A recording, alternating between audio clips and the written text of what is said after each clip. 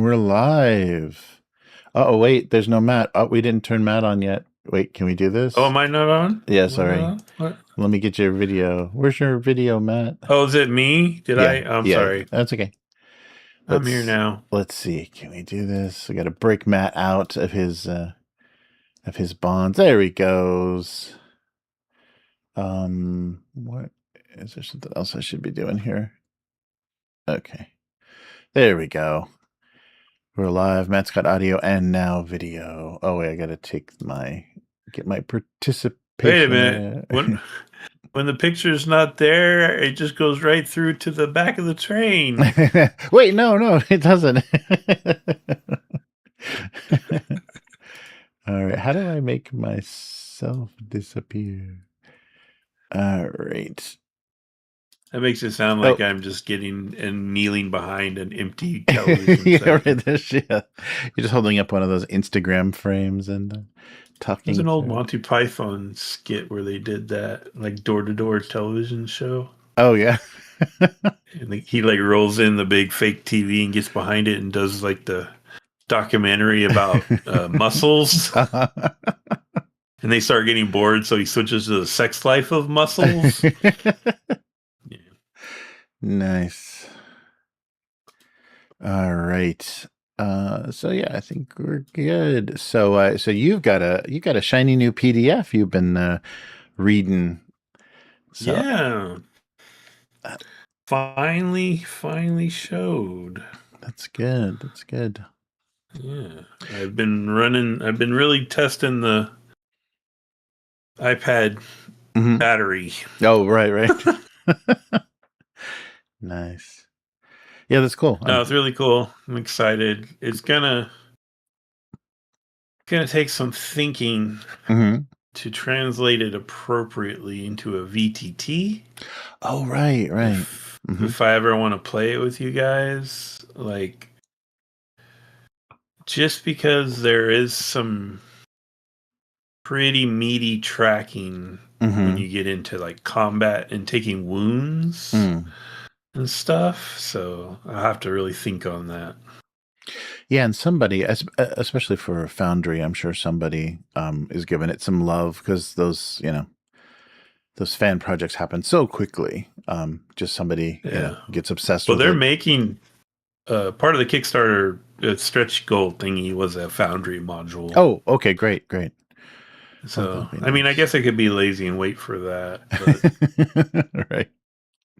How much does it cost to... Do you have to pay to DM a game on Foundry? No, it's just a one-time license. So I think it's just... And I don't think it ever goes on sale. It's just like a $50 license, and then you have the ability to create games and then host. But, yeah, I wonder what the... It might get to the point where I do that, because... Like, I was actually telling Clary on this the other day on Discord, but I set up the Fate module for Alchemy. It's funny how like one little thing can just ruin the experience. And like, I made custom dice, custom Fate dice, and they do 3D dice on Alchemy now. That's cool. Yeah. So I had all the cool images of the Fate dice, the plus and the minus and the blank and everything. And they wouldn't work. Like, oh no. Every time I tested the little die roll action, it would just put a little blank ink tree in the journal and no dice would roll. And I was just banging my head. And finally, like, I sent screenshots to one of their admins on their Discord. And then finally he's like, oh, it's because you're using a command expression with a space in it, but there's not supposed to be a space. But in their like little instruction thing on their website, it shows what looks like a space. Right. And it was driving me insane. And it was literally just one backspace fixed the whole thing after hours of banging my head against the desk. But yeah. Because Fate, Fate is, there's nothing to that system. Right. So it was strictly me trying to have cool dice that was driving me insane. Yeah, that kind of stuff is really frustrating. And then having to, go to the community and say, help. That's rough. But yeah, cool. That's cool. Yeah. I'm looking forward to that next week. Yeah. Oh, yeah, yeah. Definitely. Yeah, that'll be fun. Yeah, I can't wait to see what you guys came up with. Very cool. Should be. I think it'll be cool. I think it's fun. I think it's a neat idea, and Clarion's had some cool ideas and been a good sounding board. Good. So yeah, it should be fun. Very cool. Very cool. Yeah, yeah, that'll be a great thing to And I'm try. doing a very stylistic choice Mm-hmm. with the scenes. I Mm-hmm. can't tell you because it would spoil Right, everything. But right. I took a very specific stylistic choice Mm. because it's Fate, right? So Yeah. I don't plan to do any like tactical anything. Right, Like right. Yeah, yeah. the most I'll do is switch us to the tactical map on the picture of the scene, just so we Mm-hmm, can put some tokens down. You know, yeah. because Fate does have that thing where you like you invoke aspects in a scene Mm-hmm. or on a person or whatever. So I probably will need a way for you guys to have tokens to remind you of that. Mm-hmm. But as far as like moving around and stuff, I don't plan on doing any of that. So Yeah, yeah, that makes sense. like yeah, so I took a swing for the trees with the scenes. We'll see. Nice. Yeah, yeah. I'm curious to see. Yeah, because I haven't played Fate on a VTT, so I'm wondering, yeah, what that'll be like, and also what kind of adventure you guys came up with. It's But different. yeah. Oh, nice, nice. Good, good. Yeah. Well, cool.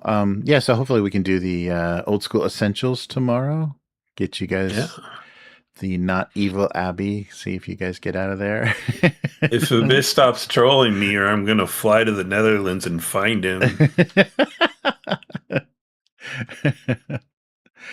Oh no. Such a troll. But a very generous Anyway. troll, a very kind troll. Yeah. I've got nothing to say. You're but biased. Nothing... You say you cool shit. I got nothing bad to say. Yeah. But yeah, we'll see. And maybe Chris was talking about everyone enjoyed that last session that we did of Monster of the Week. So he told everyone Nice. keep your character, your playbooks, and maybe we'll get back to those characters again. So that'd be fun. I mean, and then we can do a little bit more immersive kind of social linking, to like what the relationships between these characters are. They don't I don't think they have such a huge like mechanical benefit. That was the interesting thing in Monster Hearts is you'd establish, and it's teenagers, or like however you want to age them, but they have a thread, or was it strings on each other? Yeah, they call it strings.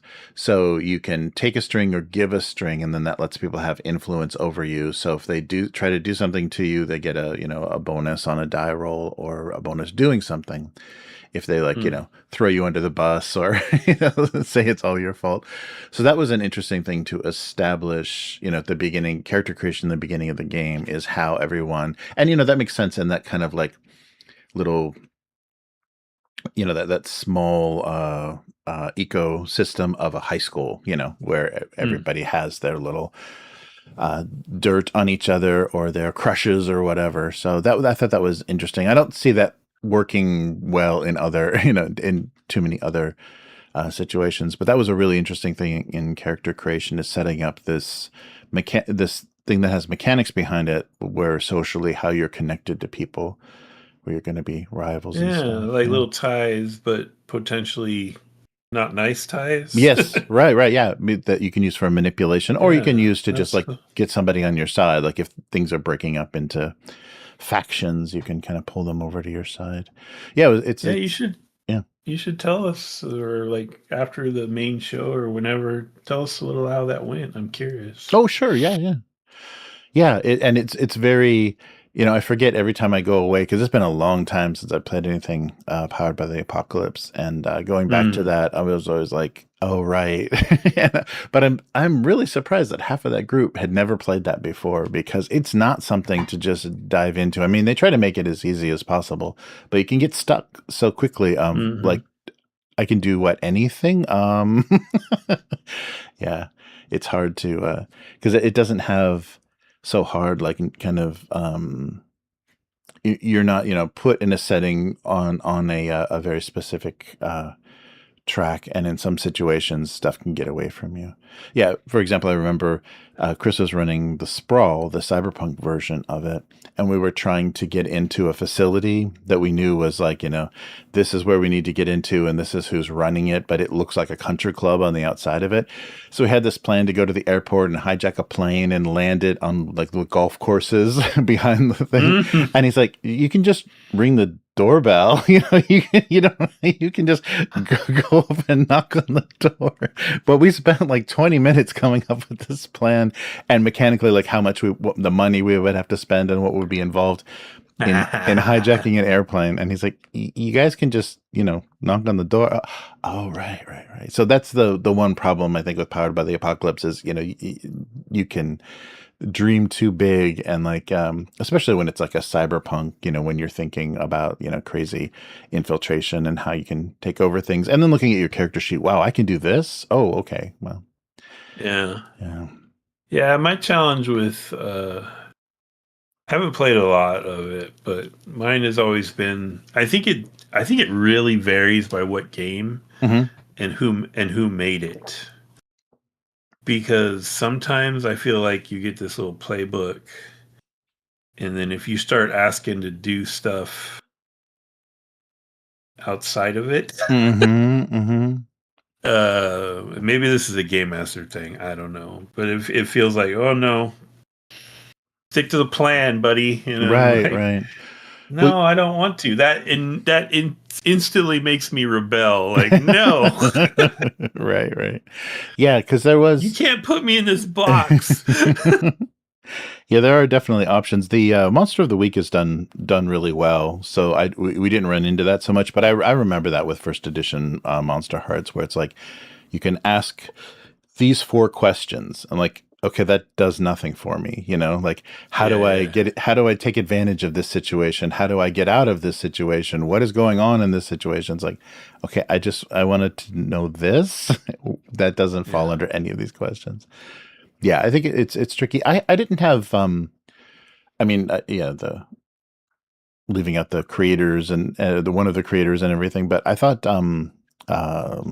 the fantasy, the dungeon world worked fine. Yeah, I was like, thought that was pretty fun because we had played so many other fantasy games, and so to have a session of that was kind of cool. I could see the appeal of that, like going from like 5e to that. I could see the appeal of like, oh, okay, yeah, this works, and it doesn't have all that crap, all the stupid min-maxing and crunch and stuff that you can get into with some other systems.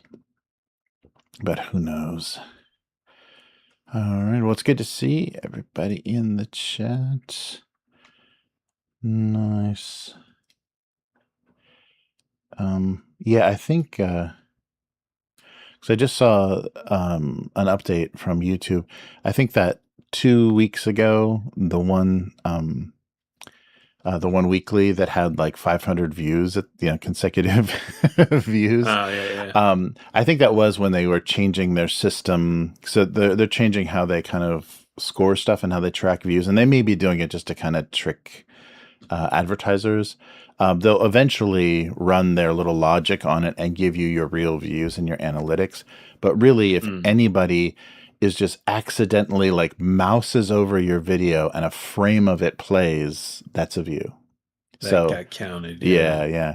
So and I think they're especially trying to do that with shorts, because that's how everybody, TikTok and people have millions of views on TikTok, but that doesn't mean anything because of how they score views. Yeah, so we got kind of caught in that experimental that switch over, which was really funny, and it created so much.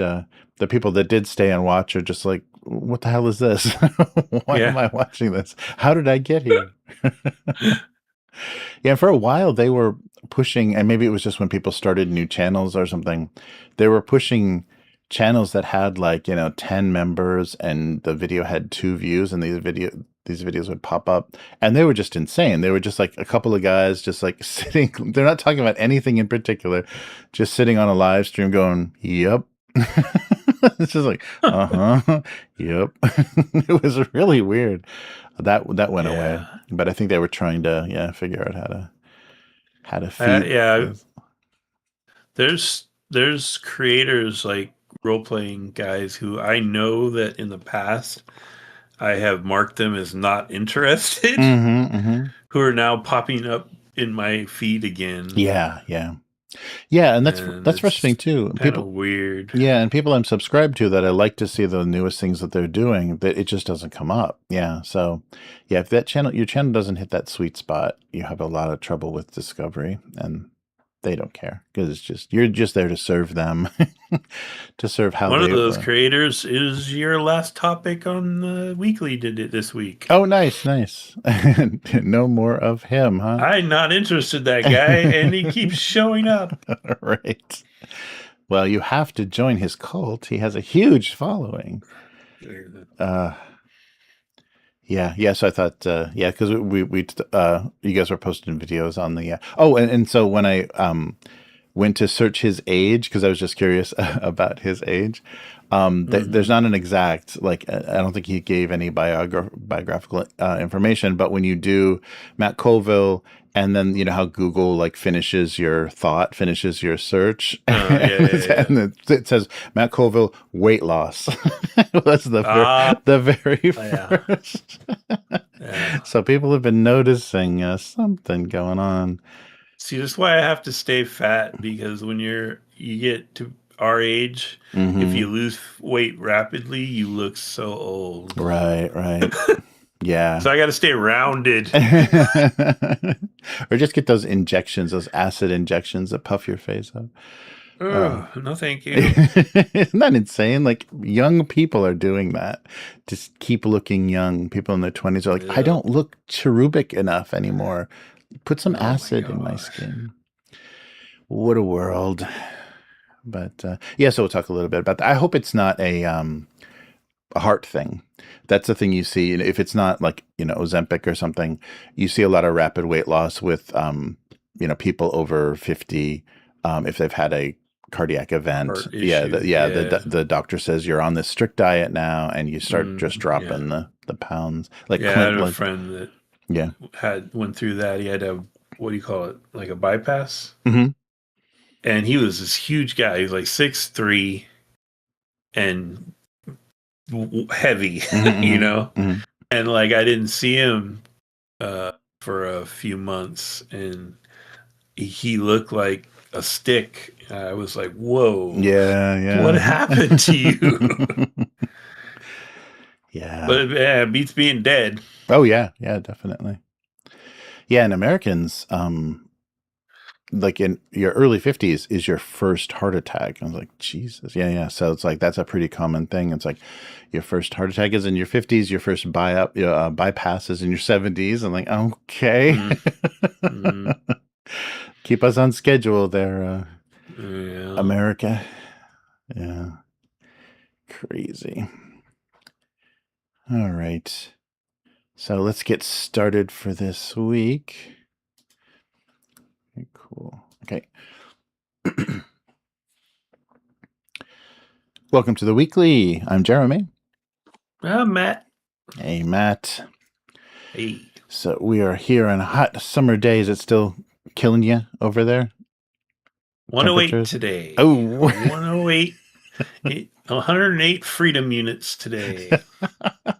But before we get started, there's a bundle on Humble Bundle I'd like to promote. So it's an Encore bundle. So BattleTech, the BattleTech RPG bundle came back. It was here, I think, about a year ago.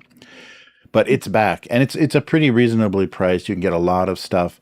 But the great thing that you can get, I think, for just $5 is their BattleTech Universe book. So this is just the setting book. So it's not mechanics or anything, but it's the setting. So for the war game, for the RPG, for everything, it's basically, all the eras and the entire setting of the world. So this is Catalyst Games, and this is all ebooks. It's all PDFs. So, but yeah, if you ever wanted to try to role play in that world, or if you just are interested in the setting, take a look at that. Yeah, the high end is only $18 for everything they're offering. So it's a lot of the BattleTech Universe background book, and then a lot of the other setting books, and then the RPG rules. So I'll put a link in the description. But this week on the weekly, the $100 million, I'm sorry, the $1 million crowdfunder. We haven't had one of those yet, but the $1 million crowdfunders and the problems they bring. A John Blanche tribute, a Malegothica, Maleghast miniatures, so a collaboration to bring physical miniatures, but oddly enough, not tokens, which is a thing that's really necessary for that game. And then finally, Crows, Fortune or Death. And immediately that title made me think of the Cake or Death. Yeah, Cake or Death. I'll choose Fortune. All right. So let's get started. So yeah, this was a really great N-World article that kind of summed up a lot of things we've been thinking about. And the writer of it, which is, I don't have it in my notes, but the writer of it was talking about their experience. I guess through N-World, they've done a lot of crowdfunders. So they've been involved, not on a huge scale, but they've been involved in a lot of this process from the early days. And they talked about how this has changed. So now, we're pretty well getting to the point where the tabletop RPGs are doing well. They're performing well on a platform like Kickstarter, and we're having multiple $1 million TTRPG crowdfunders. And a lot of what is pushing things over the $1 million kind of threshold is the average pledge level. And the average pledge level is padded out with the tchotchkes, the junk, things that aren't the book. So, for example, both Shadow Dark and Coyote and Crow were over $1 million, but their average pledge was, just around $50 because that's how you get the book. So, that was the price of the book that they were producing, a hardcover book. Of course, they did add things like dice and T-shirts and stuff, but they didn't go to the level of plushies and denim jackets and everything. But compare that to something like so compare that to something like Neon Odyssey, which their average pledge level, which I think we talked about last week when the interview with the creator, he said $328 was their average pledge level. So you're going to need to be over $100 for that average pledge to get anywhere near the $1 million mark. And Kickstarter loves that because they're taking 10% of that. If you're not going to be on BackerKit or GameFound, you're gonna lose 10% of that. So you're promising the world to these backers, and you're right away you're losing a big bunch of that. So we don't have a total tally on Dungeons and Daddies yet, I don't think, but it's gonna be up there. But the one, who backed? Sorry to interrupt. No, it's okay. I've noticed that, I think it's BackerKit and what's the other one? GameFound. Mm-hmm. If you have backed a certain company's projects, it will tell you when they back something else. Oh yes, right. Mm-hmm. And who backed Dungeons and Daddies? I think it was because I got the new Tunnels and Trolls Quick Start. Mm-hmm. Is how I got wrapped up in this. But those guys, Rebellion Unplugged. Uh-huh. They backed Dungeons and Daddies, of course. Of course. Yeah, that's so funny. Yeah, I'm interested. I think they're trying to do that for a kind of a discovery thing, discovery kind of apparatus. And so, yeah, but that means that BackerKit or whatever, don't they have to be telling these companies, use your company account and back this, because then all of your followers will be notified about this, this crowdfunder. Yeah, I noticed that. They should be telling the smaller companies, make sure you don't back neon prophylactics or anything. Right. Some BDSM fan fiction collection. Well, no, that was for, I think somebody else in the company ordered that, not me. Yes, but the one they talked about the most, and I think was the most egregious in, following this trend and trying to benefit from it as much as possible without actually creating anything anybody wants or needs is the Deathbringer TTRPG by Professor Dungeon Master, which was basically run by Roll for Combat, which are the Battle Zoo people. So the thing that they do is the early bird rewards to get people in that initial surge, and they had things that you could add on separately that were like $300. The denim jacket was $300, and some of the other vinyl record. Yes, and there's a statuette as well that was part of the early bird thing. So it's like these things are also not important, and so it's good even getting away from the thing where it feels like vanity, like they're doing it for the point of vanity. Because, when they do, T-shirts and dice, it's just to kind of like, be able to show off or show up for a session or whatever, that I'm a fan of this. But when it gets to this like ridiculous extent, it was just going to be a bunch of garbage. And like we said, we'll get to that later when more about dice. But like we said, this isn't even stuff that they're having produced. They're just buying stuff from the Chinese drop shippers to include in their campaigns. But something like the Lazy Game Master, so Mike Shea's Lazy Game Master, he had 9,000 backers. Deathbringer had 8,000 backers, but Shea's total only reached close to it was just over less than 500,000, whereas Deathbringer went over 1.3 million. So that is the big difference. So he sold he got a lot of books to a lot of people, and there are many fewer people, or 1,000 fewer people that are getting that book. So he had Deathbringer got 3 times the money with fewer backers, and that's just because it was all padded out with ridiculous stuff.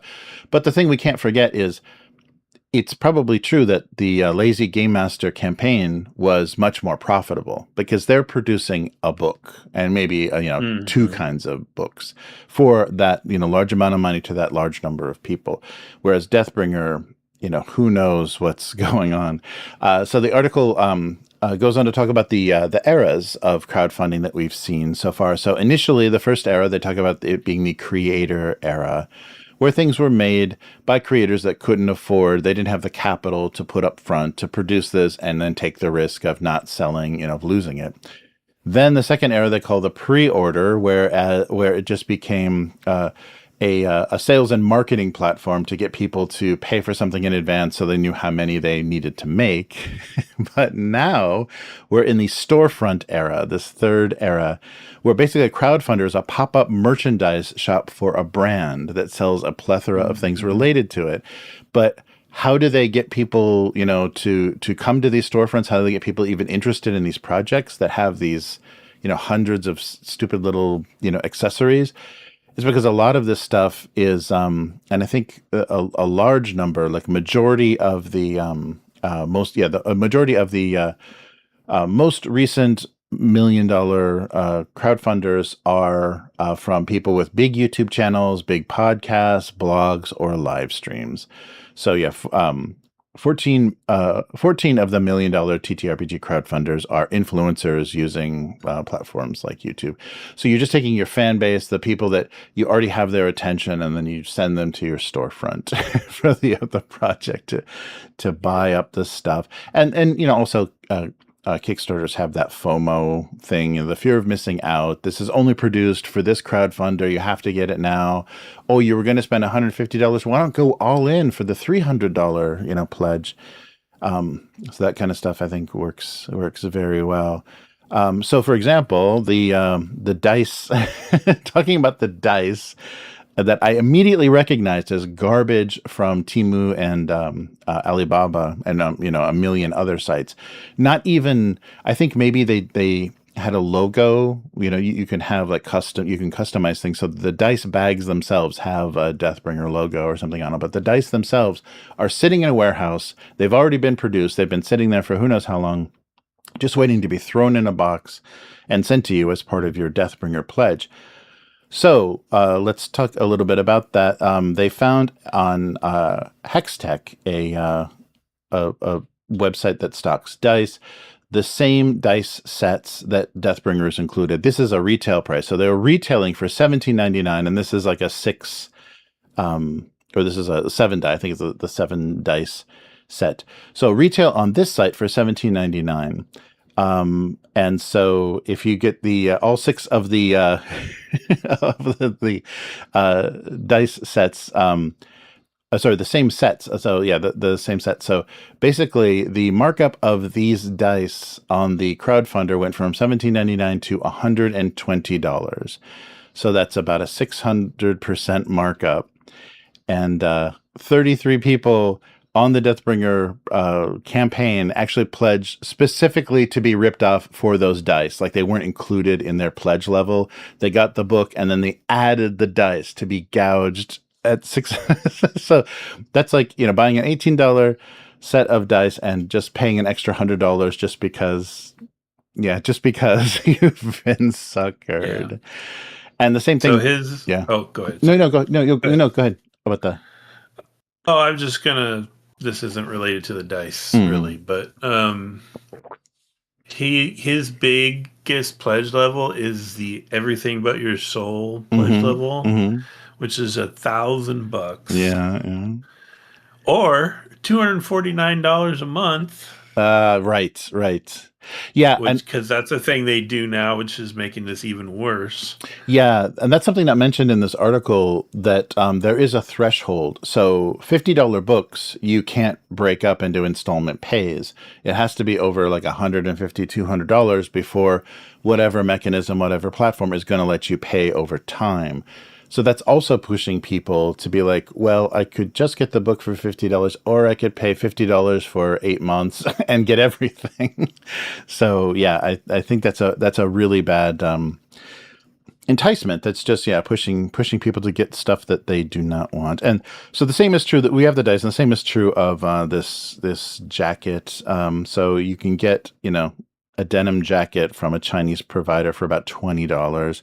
Of course, this has patches and an iron-on decal, but it's nowhere near going to cost you $300 for that denim jacket. So you're paying $200 in dice and $300 in denim.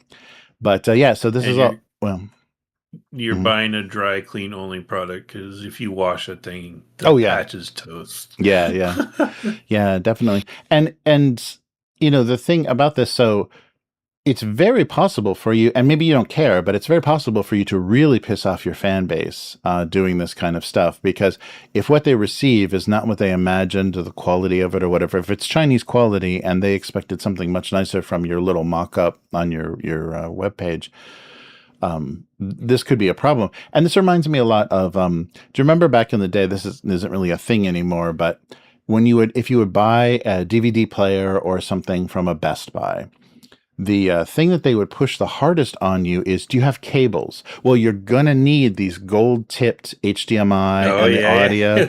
And the markup on those cables was like 600%. So you bought a DVD player for, whatever they cost at the time, $300. And then you paid $200 in cables to get the best picture quality, the best sound quality out of the component, and that was where they made all of their money, is upselling you on cables. So this reminds. And a service plan. Don't forget your service plan. Because this piece of junk could break at any moment. So here's kind of the problem that you're running into. You have all these fans. They've given you all this money because they want to support what you're doing. They like your channel. They like your game design, whatever. So now you got to deal with the logistics. So the downside of putting that much junk in a crowdfunder is you're going to have to get that into a box and sent to somebody. And Games Workshop ran into that right after the UK left the EU, where they taxed things differently. So if things weren't made in the UK, they were taxed at very, very different rates. So when Games Workshop was throwing cards that they printed in China and plastic that they made in the UK, they couldn't do that, and it actually raised the retail price. So that was a big reason why they were canceling some box games early on, because they didn't realize they'd screwed themselves. And they were like they were canceling out all their profit because they we're sourcing things from different places. So basically, yeah, with something like this, you've got 9,000 people that could be located all over the world, and you now owe them, you have $1 million in obligation. It's not $1 million of profit. It's not this big bag with a dollar sign on it that you get to run away to Tahiti with. You have $1 million worth of obligation that you owe to people that have, have a favorable opinion of you, which could change the longer you delay things, the more, more they're disappointed by what they're given. So I thought that was a very, interesting point. Is as these things scale up, the chance to really fail spectacularly is also growing too. And just because you raised $1 million doesn't mean that's enough to actually fulfill all this stuff. He, for Deathbringer, he hooked up with the Roll for Battle guys who have done a ton of third-party 5e stuff. So they probably know where to source things, what they're doing. And that's probably why the campaign got so out of control, because they just probably pushed him to do this and make it as big as and they crazy. Probably got a commission or something. Yeah, right. Yeah, they're going to split whatever they make over. Yeah, they're going to get a piece of that. Oh yeah, like you said, like a percentage. So big funding doesn't translate into. That's right. This is the kind of the last point that I thought was very interesting. So big funding, these $1 million TTRPGs do not, crowdfundings don't translate into big playing fan bases. So the numbers on the conservative side is 10% of the backers will actually play a crowdfunded game. And of those, maybe 10% of those will do so long term with continued player acquisition. So without so without that, $1 million crowdfunder that takes years to fulfill means that company is working on getting you something they promised you 2 years ago, not making new content for, sustaining the system. Is kind of like, doing new settings and new things, unless they're doing a new crowdfunder. And the other thing is, your RPG is not going to take hold also without that kind of third-party buy-in. Like we saw that with Morkborg and a lot of the indie stuff that, kind of just hit the right spot for some people, and they just wanted to make stuff for it. So you've got to have a good license for it to get the community to support it. And otherwise, it's just going to be one and done. And you may not have even made much money doing that. So very, very interesting. Interesting. You can draw a distinction too on that fact about people actually playing the games. My example is always Tales of the Valiant, right? Like that was such a big deal at first, and then you never hear about that anymore. Right. And those guys are gone back to being a D&D stooge company anyway. Mm-hmm. So here's another way to look at it. I do occasionally hear about MCDM still, or no, whatever it's called now, Draw Steel. Yes. And and unfortunately, a couple times in the Broken Empires Discord, which I'm just like, how can you want to play this game and that game? You're broken in your head. But anyway, that guy, Matt Colville, bless his heart, has his video views are 3, 4, sometimes 5 times more than old Professor Scrunchin Master. And so he has created over a very long time a significant number of fans who like the way he approaches games, who are then a percentage of them are going to play his game, right? I don't think Professor Dungeon Master has that kind of, one, he doesn't have as many views or followers, but also he's all over the place. Like he pretends to be OSR, but he isn't. He's always doing the clickbaity news discussions that are empty and vacuous and a waste of time. So he's not building a follower base that wants to play the way he wants to play. And the perfect example, did you ever get around to watching his Gen Con video? No. Oh my God. It's literally him standing at a podium with a Mhm. table next to him with 4 seats, Mhm. and he brings up 4 people from the audience Oh. and has them sit down in front of a character sheet and his dumb little circular play mat that means nothing, Right, right. and they do a sample fight, except all he does is roll a 20-sided and you're dead. Go sit down. And he brings somebody else up. You're dead. Go sit down. Brings another up. You're dead. Go sit down. It's the Wow. worst sales pitch Yeah. for a game I've ever seen. And he brags about it. He's been bragging like, I killed 400 people at Gen Con or some stupid shit like that. And I'm just Wow. like, everything he does is sort of, I don't know, like oppositional. Like Mhm, I'm mhm. convinced if he does make a tidy profit off of this because it's a bunch of cheap shit, Mhm, mhm. he's just gonna it's just gonna ensure he can retire comfortably. He doesn't care if people Yeah. get mad or ever play his game, or you know what I mean? Like Right. And yeah, and I think that's people a do these things for different reasons. Like Mhm. Trevor, I know I harp on Broken Empires a lot right Mhm. now, Mhm. but he was doing monthly update videos with rules previews, Mhm. Mhm. all the way through every single month on YouTube. He was there. Professor Dungeon Master did a few interviews with his Dungeon Tuber buddies, Mhm. but he didn't do update videos. Like it's just because there's nothing there for one Right. thing. Right. That's barely a game, but his approach is like a mercenary approach, and his game's going to be forgotten in a couple years, and it kind of, in my opinion, deserves to be. Mhm. Mhm.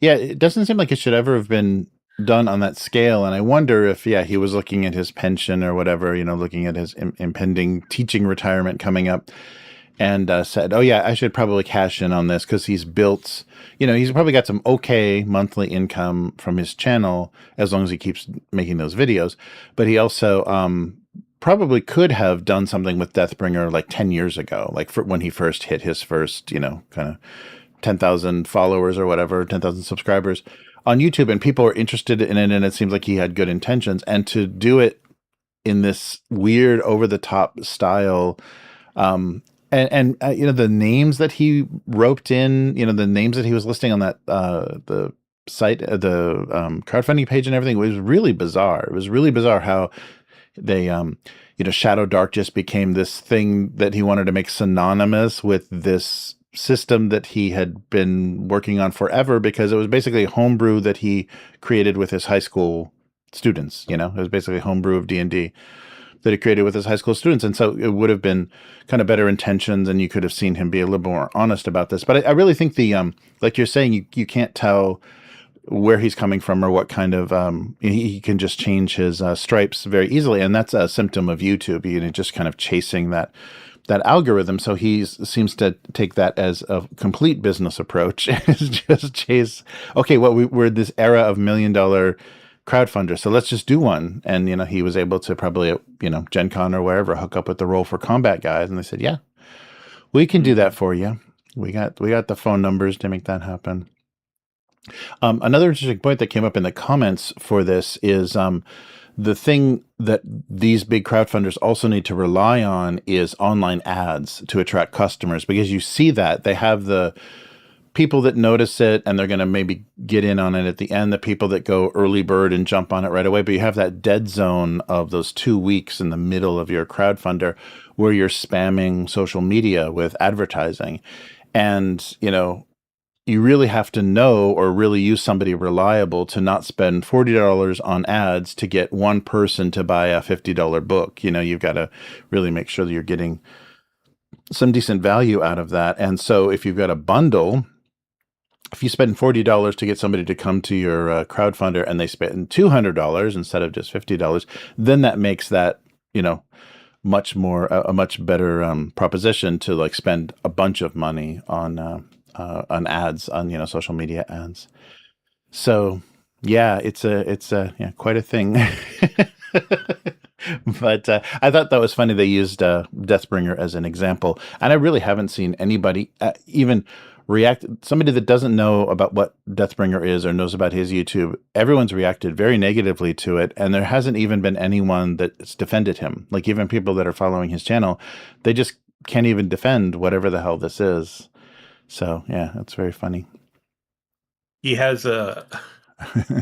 I got a little scared because I'm reading the Broken Empire PDF, right? Mm-hmm. And in the introductory chapter, his name is there. Uh-huh. And I think he's getting a lot of return favors from like that Kelsey from whatchamacallit, Shadow Dark. Shadow Yeah. Dark, Yeah. and like Trevor and some other guys, because he gave them like a platform to advertise their stuff. So I saw his name. I was like, oh no, not a shout out, not a shout. And it's not. I was so happy. Okay. It's literally Professor Dungeon Master, a YouTuber, likes to say that dice are just there to determine, are just math rocks there to determine if you succeed or fail. I disagree.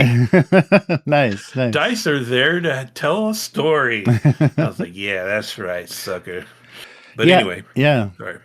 But yeah. So I think that's good. I mean, I think that's, YouTube is definitely capable of being a good platform for, discourse and to have people talking about their tastes in games, their favorite mechanics and things. And when it just becomes an advertising platform for, shady crowdfunding, it's pretty miserable. It's pretty miserable. Yeah. But we're going to mention a lot of crowdfunding. But the next thing that I want to talk about is Secret Passages, which is an e-zine that when I was reading like what in this new issue of the zine, like what they were going to talk about, I was like, oh, I guess this is a zine made just for me. But they're doing a tribute to John Blanche. So currently they have an open call for contributors, and they want to create, along with their new issue of the zine, they want to create a standalone zine with original essays, interviews, artwork, and photography celebrating John Blanche's extraordinary legacy. So they're inviting writers and artists now. And I think they're even, like, as far as photography, they're asking for just like, photography of your Blanchitsu miniatures and stuff that you've done in the style of his work. So what they're trying to produce is something richer, something weirder, and something a little unexpected, which they say is, the thing that John Blanche's work always has been. So a standalone 40-plus page A5 zine, so like a half a letter size, original essays, in-depth interviews, decadent artwork, and intricate miniatures. So they want this zine to be able, this tribute zine, to be able to be placed alongside your treasured stack of dog-eared 1980s white dwarves and your well-thumbed 3rd edition Warhammer 40K rulebook. So, this is a celebration of his 5-decade career and the countless worlds that he created. And basically, he's the patron saint of the awkward outsider in black T-shirts from the 80s, which I thought was a funny way to put it. But you can contact them or submit stuff either on their website or at secretpassrpgzine@gmail.com. To submit samples and the work that you want. So Secret Passages issue 4, they're doing this on a crowdfunder, so it's a Kickstarter. So both of them are going to be produced through a Kickstarter. I'll put the link to that, and they should be ready to fulfill by autumn of 2026. So right now there's a coming soon page on Kickstarter. And the funny thing, the zine itself, this is the 4. So for issue number 4 of Secret Passages, the featured articles are, of course, Old School Dungeons and Dragons, Warhammer 40K, Slay Industries, Prince August Miniatures, and Gorka Morka. I was like, oh, okay, that's all stuff that I would definitely read about. So it's a very funny, very funny kind of old school, Old Hammer. I guess they're calling it an old school RPG and Old Hammer magazine. So check out Secret Passages if you haven't before, and I'm sure that the crowdfunding isn't active yet, but I'm sure you can get the old issues as well. But it looks like a lot of love went into it. So very cool to see. see they're working on a tribute, and this is something that made me laugh when it came up. Another crowdfunder talking about, sorry, another crowdfunder with miniatures for a game we've played on the channel twice on a VTT. So we're talking, of course, about Magnagothica Maleghast. So they're doing STLs and physical resin miniatures, for the game. But as we experienced, the game has a lot of miniatures. Like each faction has a ton of miniatures, and also you need a ton of counters to track what these miniatures are doing and the things that they're leaving on the battle on the grid and everything.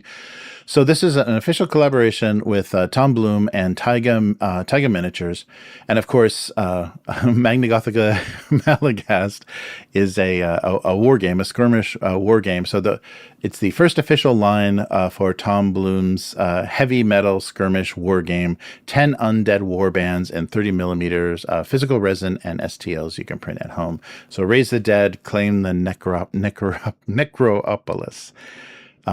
And a little blurb from the game itself. The fallen don't stay down. The rival necromancers carve out dominion with warbands stitched from bone, plague, star metal, and worse. The world of Maleghast is a strange, aggressive, grotesque, theatrical, often darkly funny, and drawing on a gothic horror, extreme metal, and dark fantasy, and also underground comics. Yeah, so this was I think it was done like over a week or something. I think 11 days or something. He put together this game really quickly, drew the whole thing out, and posted it on his itch.io. So Tom Bloom made a pretty fun. I mean, we had fun with it because it's just weird. It's a very weird and wacky. It was. Game. There was a lot of like questioning if we were calculating things right, I think, but it was fun. Yeah, and so this is for a line of basically everything that he drew, every unit that's available in this original book.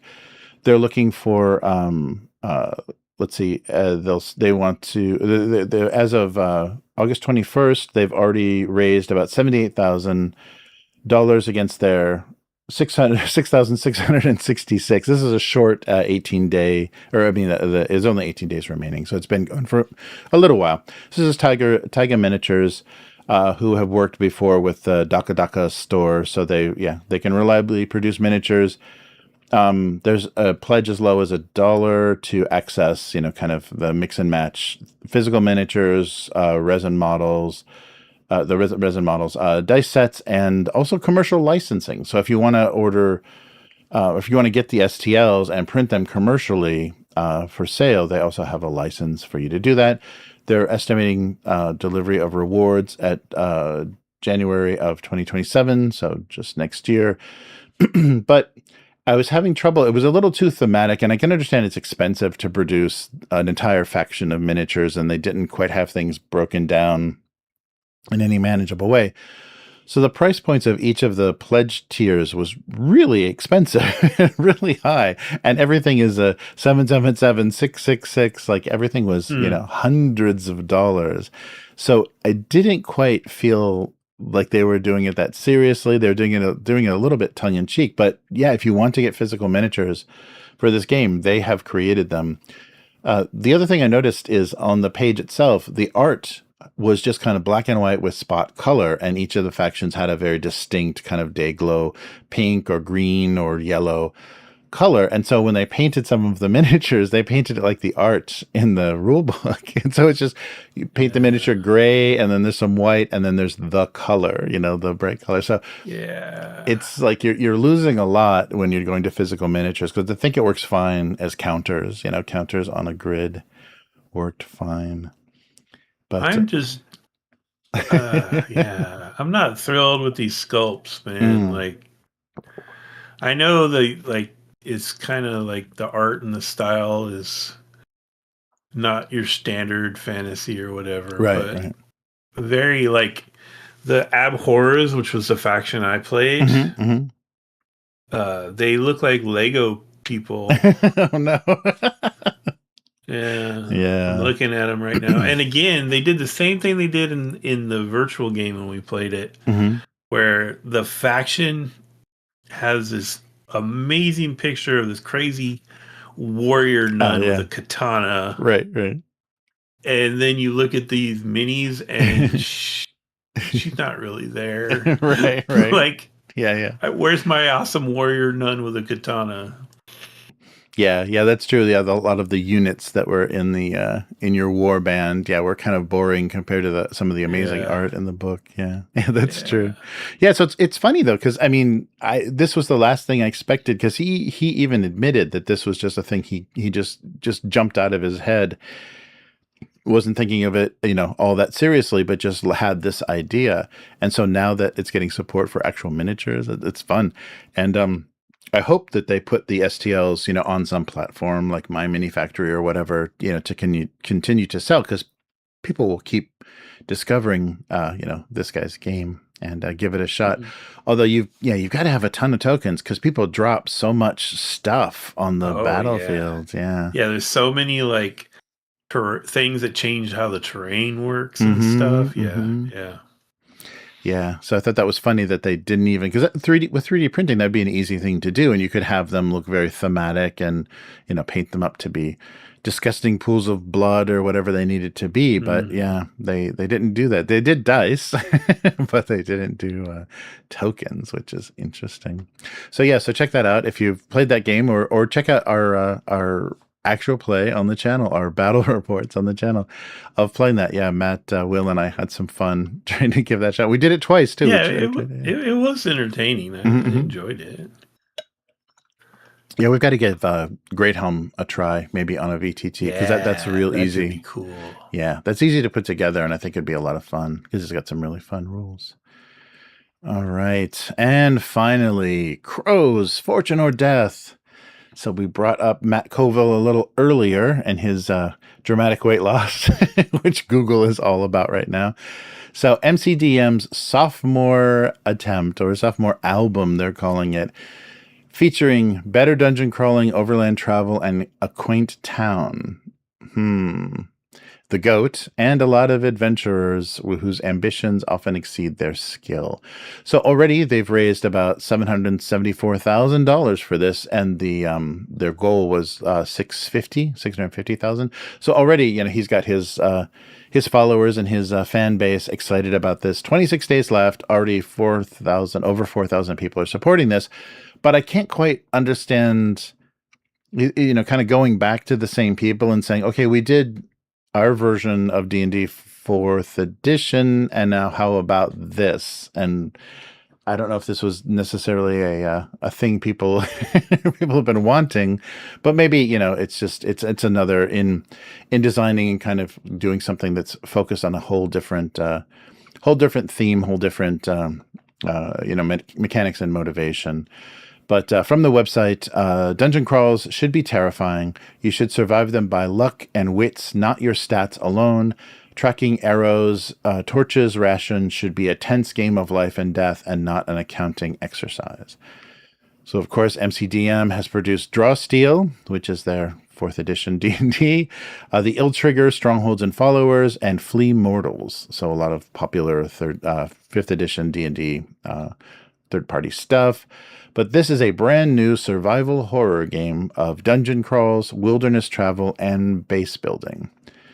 So, this is built from the ground up and to be the best challenging and immersive dungeon crawls that you've ever played. So 1 out of 3 crows survived this encounter. So I guess it's supposed to be deadly, but we have a lot of games that do this, and they are deadly, and you are tracking stuff with resource dice and things. So this isn't particularly new. And is it different enough that people will want this as well? I'm not sure. So basically they talk about lethal and fun with straightforward rules. So tracking inventory wounds and light is actually tense and interesting because you're rolling resource dice. There is a playtest that you can try immediately that has 2 dungeons, pre-gens, and everything you need to see what the system is like right away. It's got a nice look. I mean, it differentiates itself like visually and art direction. It's just, black and white and black, white, and red, kind of stark. But they said months of internal Playtesting and public playtests have brought this to the market. So every monster, hazard, and trap in Crows has a potential to end a PC's life. So as the adventure goes on, a PC's health pool dwindles, making it harder to survive long stretches of dungeon delving without some clever thinking. So start taking wounds and you'll start losing your equipment slots. So we already have that, and you already have a very precious few. Sorry. So this isn't traditional 2D20 fantasy monsters. The monsters are built to be a what the fuck is that kind of monster. So they're not given names. They're just given kind of categories. So this is an undead class A monster. So, okay. And there's going to be monster cards. So you can just kind of like, do random encounters. And you have some card art, not amazing. It wasn't really like blowing me away as like something I've never seen before or something like beyond imagining. It was just like, oh, that's kind of like a troll with armor, and that's kind of like it was okay. But the other interesting thing about the mechanics is the game takes place in increments of 30 minutes of real time called dungeon turns, and then they use usage dice for your arrows and your light sources and your rations and everything. The other thing that they do, which is kind of like a Japanese RPG kind of thing, is anyone can pick up a spell book and try to use it. Anybody can pick up a sword and try to use it. But your character options that you take when you build your characters, enhance what equipment works better for you. So they're saying it's your character that makes the equipment work better, not the equipment that makes your character work better, is kind of what they're what they're going for there. You have your two hand item slots, 4 belt slots, 10 backpack slots, and that's it. And that's also your health. And then equipment cards. So there's going to be a deck of monster cards, a deck of equipment cards to show everything. So as you're discovering stuff in the dungeon, you can pass cards back and forth and say, anybody need a sword? And it's actually like a physical card on the tabletop. They do overland travel, including navigation, travel pace, with tons of wilderness encounters, and each character taking the role of either a guide, a scout, a trekker, and supporter, which... What, Forbidden Lands? I mean, I think we've done this already. What are we doing? Oh yeah, it's the One Ring. It's all of right. Nothing you said is breaking any new ground. Even that real time mechanic I've seen in other games. Yeah. Which I've never been thrilled by. But right. Go ahead.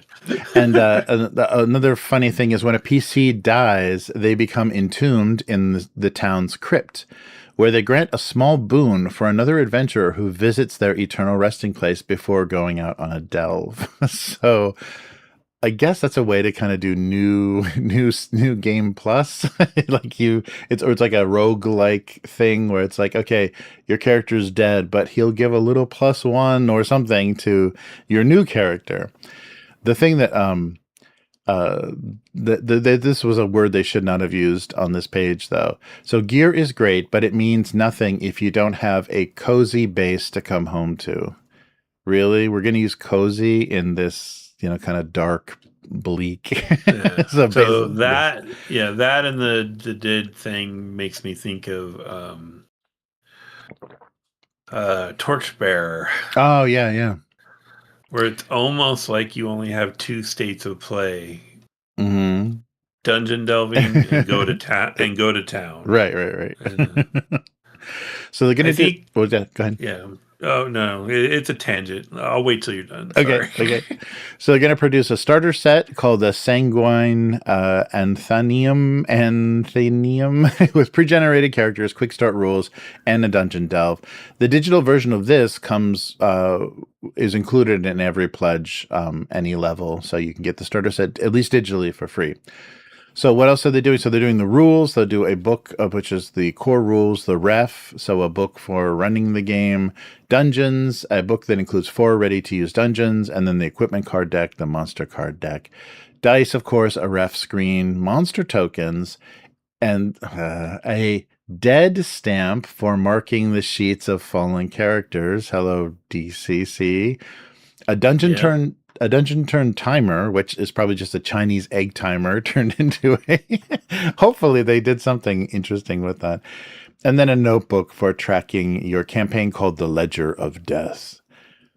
I think we're losing the point of OSR kind of deadly stuff. It's becoming a thing. I think we're really seeing a divergence in what people get out of these games, right? Like I think we're really seeing the people that just like want to get to the meat, right? Get me to the fight, and then I'll go back and I'll sell all my shit, and then get me back to the fight, and then people like me who maybe it's because I'm old, but I remember like, and this is why Trevor with Broken Empire has won me over so much. Is like you could do a whole adventure just fucking around in town. You could do a whole adventure just traveling.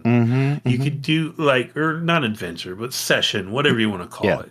And like it's fun to have a game that lets you sink your teeth into all the different living aspects of a game, you know, like all these like wipes. It's just like you're editing a movie, you know, we'll just wipe and show up in the you know, dungeon interior night, you know, and then wipe town gates daytime, you know, like I mean, he has a travel system in it, I guess, so something's going on during travel.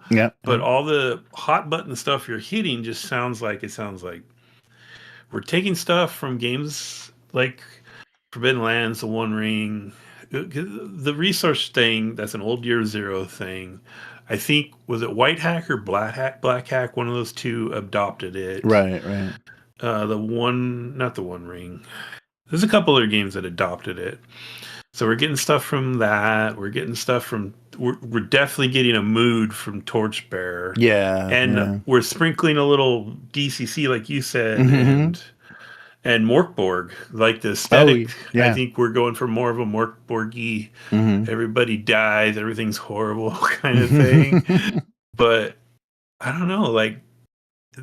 This goes back to my original statement about Matt Colville. God bless him. He built up a huge fan base. And they're going to eat this up. Yeah. But who else is it going to be? Who's it going for? You know, I don't. It's one path of role playing, I guess. Right. That older I get, the less interested I am in that. Like, honestly, like. A big part of why I can still enjoy what we're doing with like OSE is because you give me the freedom to fuck around. Like if it was all just business and like get to the dungeon and then I'd be like, oh no, what are we doing? When the combats just become grueling and it's just like more monsters, or that's all we care about is killing shit and taking their stuff. Right. There's lots of ways to make dangerous games. Lots of ways. And this, I think the people that like his stuff are going to love it. God bless them. It's odd though, but I mean, because you're going to have like Draw Steel and Crows on your shelf because you like his stuff. And then with your group, you're going to be like, what are we going to play? I guess, it's a different mood and stuff, but it's odd. It's an odd to suddenly go a different well, like way. Paul said in the chat, the Draw Steel is more of like a 4E type game, so there's a lot of powers and I think synergies and stuff like that are probably really important. Which has never been my priority in any game I play. Like I will deliberately make suboptimal characters, right? Because they just sound more fun to me, you know. Like, and this sounds like whatever. Your character can pick up any weapon, any item, and use it. So it's a very different approach. And maybe they're just trying to get the people that didn't quite get in with Draw Steel but follow his stuff because they came from 5e. Maybe they're giving them like this is their attempt at like a Shadow Dark, which is, an easy way to step away from 5e and do something, that might be fun. But yeah, so but pretty reasonable, like $10 for a digital starter, the digital starter set.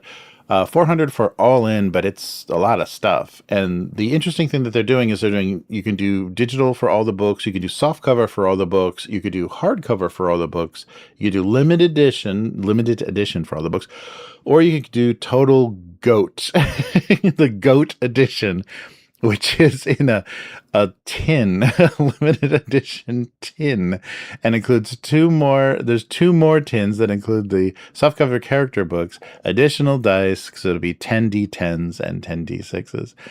But and then in their defense, their big old crazy honking backing one, the GOAT, is less than half of what old Professor Smudgenmasters is. Yep. No, definitely. And they're producing a reasonable amount of stuff. And if you really want to get all in on this, like you're following the design and creation of this, and you really want to get in, it's a way to participate. So it's very interesting.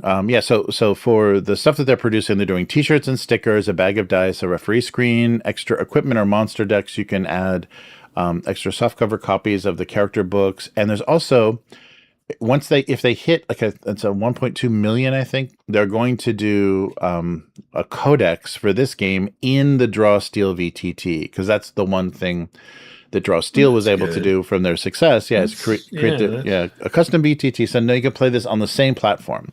So they're adding a different type of game to the ecosystem for Draw Steel. So it's not, they won't only be the Draw Steel company now, which I think is good. So 1.25 million if they make that, which they're well on their way to that. You'll get a Steam key to unlock the software for their VTT. So and they've done a lot of crowdfunders, so you don't have to worry about them taking the money and running or any shenanigans. They've done a lot of very successful, and I think his reputation, the people that like him really like him, and he hasn't done anything to piss people off. So it's if you're gonna get in, you can you can feel okay about it. But I just need to convince him to grow the werewolf facial hair back. Right. Yeah. Or start wearing turtlenecks or ascots. Yeah. But so it's I forget that my silly little point. Oh, that's right. So the other thing that when we're talking about these crowdfunders and the things that they decide to produce for certain games and stuff, it is really like if you make a game and you're going to do a crowdfunding to print a book, want to do a nice hardcover book for the game, but you're also going to have a PDF available. You don't want to leave so much money on the table if people are really excited about it. So you want to take advantage of that excitement and give them a way to support you more, because that was the thing that I think came from mobile games in the early days. Once mobile games got kind of, playable and you could actually do something on your phone, when you just paid $1 or whatever for a game, that was it. That was the end of your relationship with the studio that produced this game. But this, of course, led us down the whole horrible path of microtransactions and everything. But when you create a way to constantly be telling the studio that produced this thing, or the people that produced it, the creators, I'm still here, I'm still enjoying this, keep doing this, I still like it.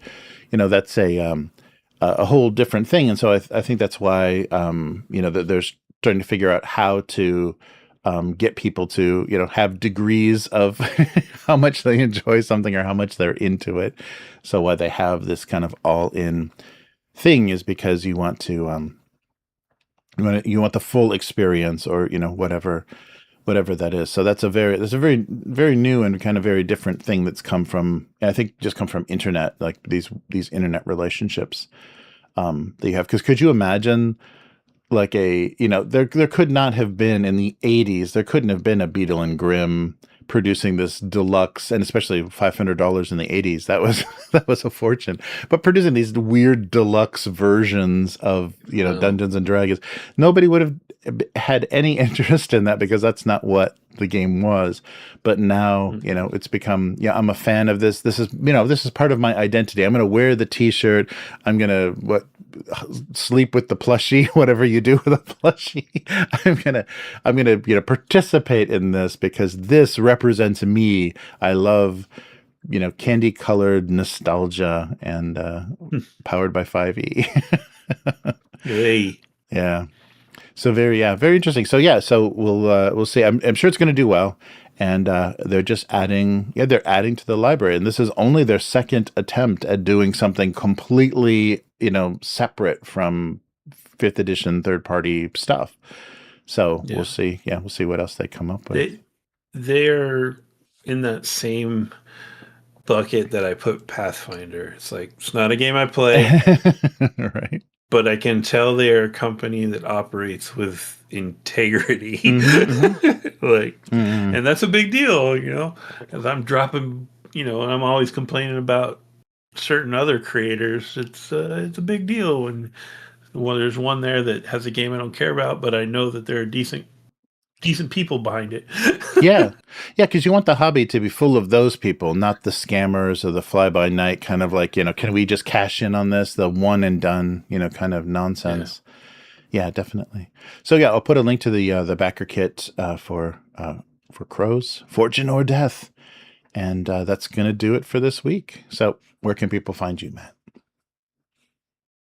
Blue Sky, I haven't been there very much lately, but it's at Hargold, HAARGALD. In fact, I think the last post I posted on there was telling Chris good luck with his game that you guys played. Right, yes. So it's been a minute. But yeah, I'm on there. Feel free to reach out if you want to talk. How about you? Nice. So I'm still drawing my single panel gag cartoon.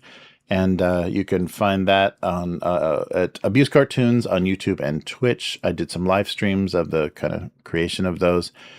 And you can read that comic or the cartoon. It's a single panel gag cartoon at gocomics.com/domestic abuse.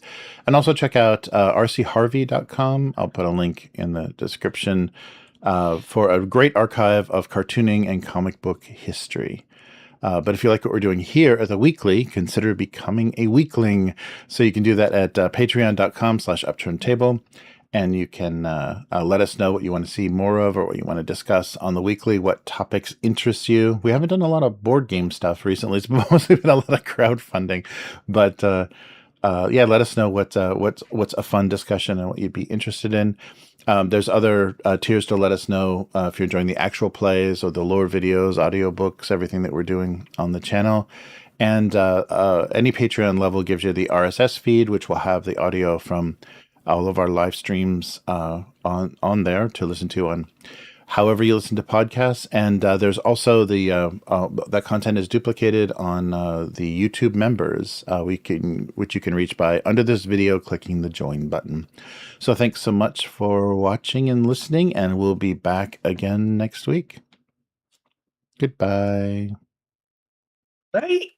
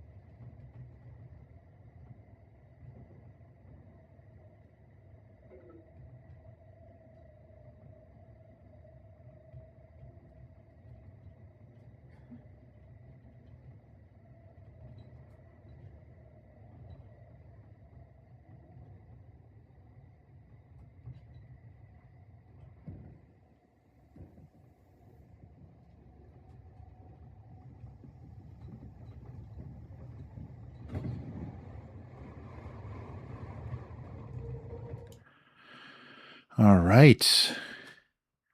So yeah, so hopefully we can get back to our old school essentials. I think everyone's schedule sounded okay when we talked about it Yeah. last week. So that will be good. But oh yeah. So we talked a little bit before the cast. So Chris ran at the Jig RPG day. So basically you have like a little community center kind of classroom, and you've got that booked for 4 hours or whatever.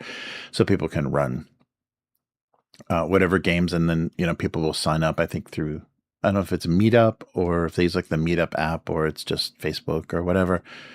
But yeah, so Chris has a ton of experience with Powered by the Apocalypse games. So yeah, we played the Sprawl, Monster Hearts First and Second Edition, Dungeon World. I'm sure there's others. But after after running that session, Chris even said, I think this is the only game I can run anymore, because like she's got her mind like kind of tuned to the expectations and how this is presented. And so like running like old school essentials or something is not interesting at all for Chris. So I thought that was a funny realization. But that's always been her bias with games, like when we're figuring out what games. And I think like that last time we tried to play 5th edition, like 10 years ago or whatever, she had a severe allergic reaction. So I don't think like Well, real tradition. that's a whole nother level. Like, Yeah. yeah. I had Yeah. the same experience. Like, was it Black Sword Hack? Mm-hmm. When I got that, I was excited because I loved the atmosphere and the whole motivation behind it. I really loved, and so I ran it with my local group for a fair while. I think Yeah. we probably ran it for what, like 6 months or something. Nice. Yeah, and yeah, I had the same thing. I just hit this point where it's like, okay, I can play these games, but I do not enjoy running these games. Yeah. Like there's just there's not enough meat on the bone. As like they're just so stripped that it can't hold my attention very long. Like, Interesting. Yeah. and I kind of need like that, because I've always been the person, the masochist who makes their own adventures, which means everything I do takes longer than what and like, and there's a lot of failures before a success, and like I need inspiration to do that. Like I have to be inspired, which is like this fate thing that Clarion and I have been working on. Like I had this inspiration. I just sort of decided that fate would be a good way to accomplish it in a short amount of time.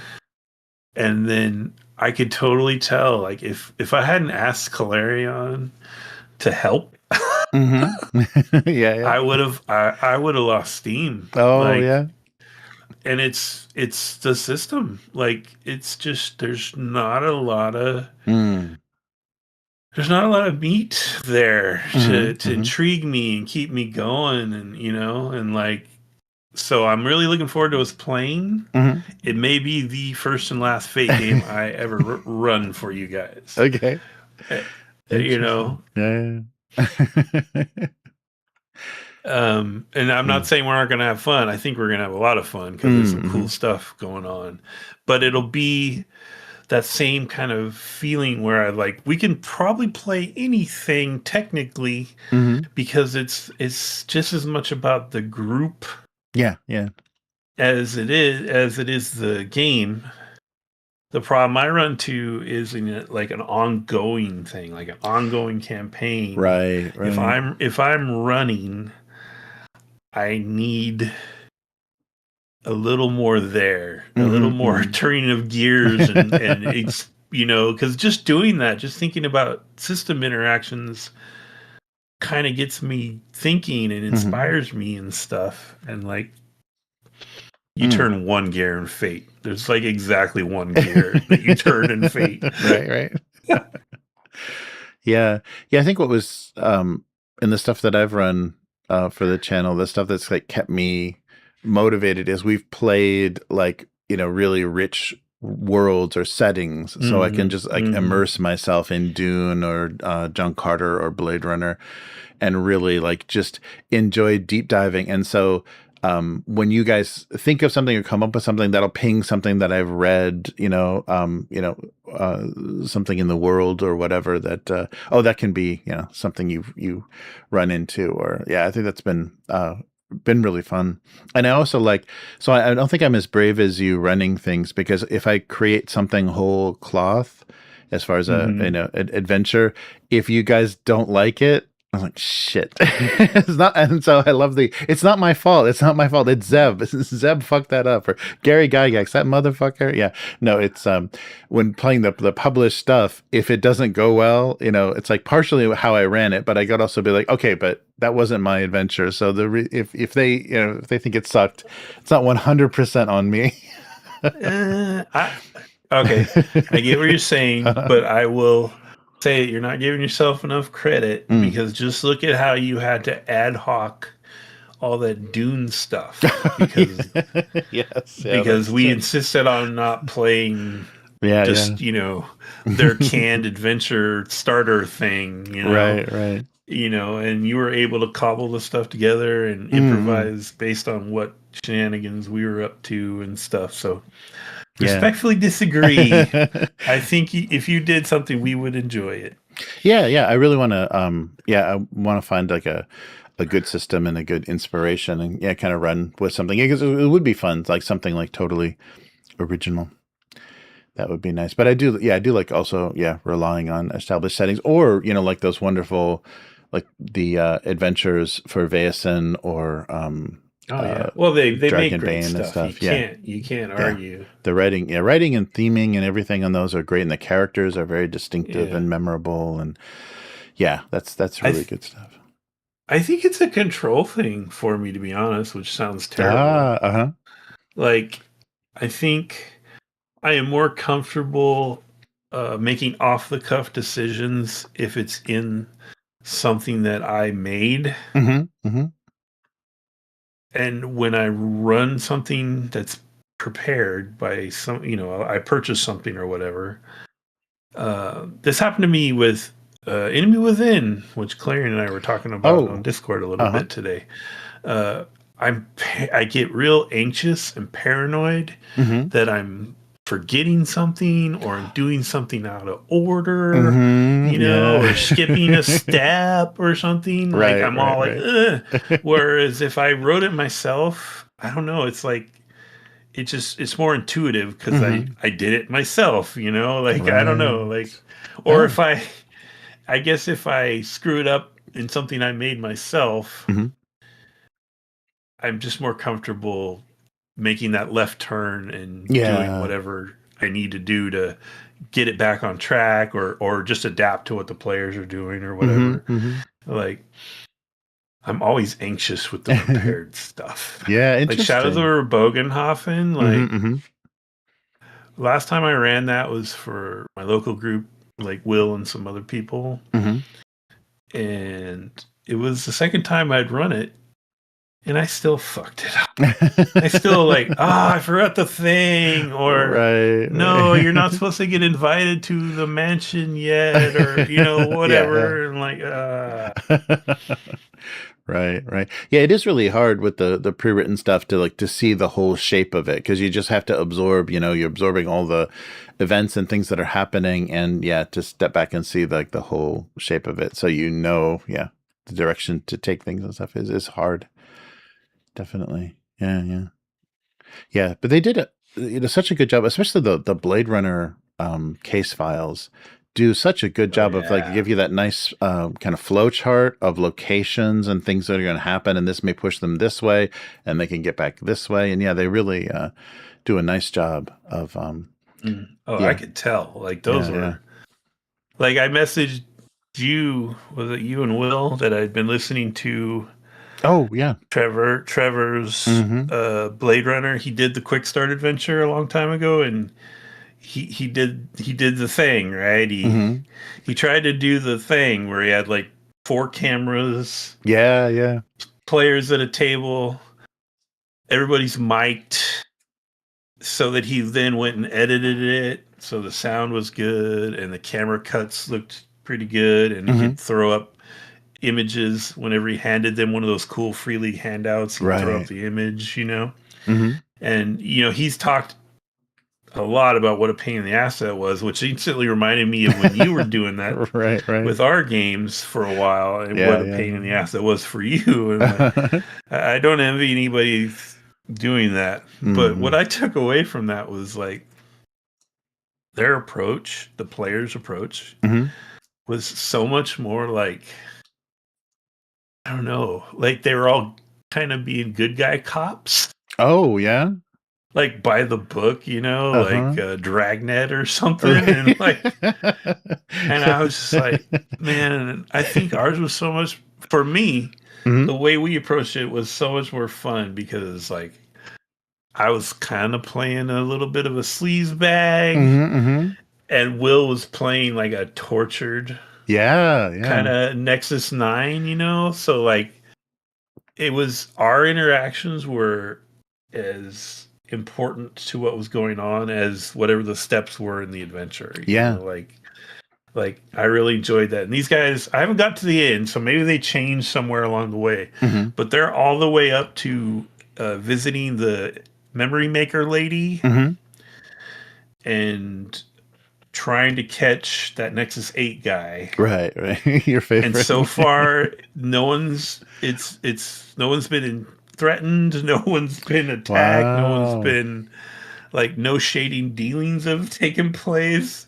Interesting. Like, they just go into a place and ask some questions and make a I forget what it is in that game, like a persuade roll, whatever it is, I forget. Right. But like at one time, because that failed, the guy had to switch to intimidate. But like I remember like threatening the weapon seller guy, like making, was it him or somebody else give me like an extra thing, and like I don't know. Trevor did a great job running it, because he does voices and all that. But their approach was just so straight and narrow. I was surprised. Yeah, that's interesting, especially Blade Runner is like grimy, right? Yes, and like yeah, it's a noir, and the heroes in noir aren't supposed to be clean cut by the book people, right. Yeah, I wonder if they had come from like, Call of Cthulhu or something. So they're like, oh, we're investigators, right? So we're going to find some really crazy thing. So let's just, face this as honestly as we can. Yeah, because the moral, like having one replicant and one human, cop in that is a really great dynamic. And especially with the crazy way we fucked up creating Will's character. So that he was just really interesting. Yeah, that was so cool that he had this like tortured thing already that kept him, kind of questioning what was going on. Yeah, that's good. Good stuff. Yeah, I guess it's all about the buy-in and also how people kind of set stuff up. Yeah, so that was the thing for Monster of the Week, going back to what Chris ran. I was just hoping we could play X-Files, but I forgot like the whole motivation for that is Buffy, like that, because you're such a strange group of characters together, like you don't have anything in common. It's like an odd combination of characters. So right away I was like, okay, wait, but this is what I expected it would be. But there was enough like interest, and I guess the character, the playbooks were diverse enough. It just was really hard to find a way to, especially because I think we're in like rural Pennsylvania. It was really hard to give us a reason that we would all be there and that this made sense. But so it was 5 players. So Chris was running 5 players as the director, whatever it's called, and so that was amazing how well the game itself moved between spotlight for each of the players, because it's hard. Like 5, there's always going to be someone that just does not get enough time or just isn't in there enough. And half of the players, I think 3 of the 5, had never played Powered by the Apocalypse games before. And so that says a lot. This was the revised edition, so I think the playbooks, they kind of tweaked everything so you don't make any mistakes reading like what the intention of certain moves and stuff are. So No, that's good. the moves reference, and the playbooks are really well established. And um, the thing I remembered this from Monster Hearts as well. You can kind of like over optimize, a playbook in a certain direction, but a lot of the times narratively that doesn't make any sense. So if I was going to take this like big two-handed sword, how would I carry that into most situations? But that of course would give me the most, I could do the most harm with something like that. So the choices, staying in the kind of the narrative reality was good. I thought, and everybody did that really well. Nobody was like overpowered in any certain way. And the thing is, when you're creating the character, you make them very good at something, and sometimes that never comes up. You walk off in the direction, and the other direction you should, you would have gone right. You would have been able to use your weird magic powers, but instead you went left, and you just have to survive. You just have to endure some zombie attack or something. But and the other interesting thing was we just made it present day, so that meant the internet and cell phones and YouTube and everything existed. So Casey was doing kind of the reporter character, like the investigator, more like the investigator of the paranormal, and she had a YouTube channel instead of like a newsletter or something like that, so that instantly made it more modern and contemporary, but it worked well. Like it didn't break the game. Like having cell phones and the internet didn't break the game, which I was happy because I think some games, they have to exist at a certain time because always on information and communication can be really disruptive. But You have to change your approach with modern technology. Like I think I've told this story before, but like I did try to run Delta Green, and the players were so used to not playing in the modern world yeah that they left so much on the table. Right. Like they weren't communicating with their cell phones. They weren't using all the high-end investigative powers of a government agency or whatever. It was my bad for not reminding them that before we played, I guess. But it was rough. You can't forget that stuff. Yeah. And you can't also really have to think hard before you do any bad stuff, because it's so easy to get caught in the modern world. Like. Yeah, no, that's true. And have it kind of interfere with the story you're telling and stuff, because you've got almost unlimited outreach and communication and resources. Yeah. I really so I backed the Mantic Ghost in the Shell because I'm loving the new series, and I really I want to see in detail, like how, if you have to be jacked in, like what you can do and what so if you're running around tactically somewhere, as opposed to being plugged in inside of a Tachikoma or the, back on the truck or whatever, what difference that makes in gameplay and stuff. Because if they recreated like how that world plays, it could be pretty insane. It could be really, because, there's, basically you can make someone hallucinate. You can break their brain, just with hacking. And to role play that would be really fun. How would you, what are you seeing, and how are these things happening? And if the combat is as fast and deadly as the anime and the manga stuff is, that could be really cool. And just the idea of the operations, could be good. I don't know, like, of course, because of the source material, it's not going to have. It'll have the movie, that first theatrical movie, had a lot of questioning who you are in reality, and there is like your ghost talking to you in the game, and you can have a certain level of augmentation. Like some people are going to be fairly natural, fairly there's not going to be a lot of technology like in your body, but some people are almost going to be completely, completely robots, completely synthetic. Yeah, like brain in a box. Right. So that could be cool. I think, there could be some fun stuff. I wonder. I don't remember from the campaign. I don't think they're backing or they're supporting any VTTs. So yeah, I don't think Mantic. Mantic's got a nice digital platform, but when they're doing role-playing games, they're not thinking about that at all.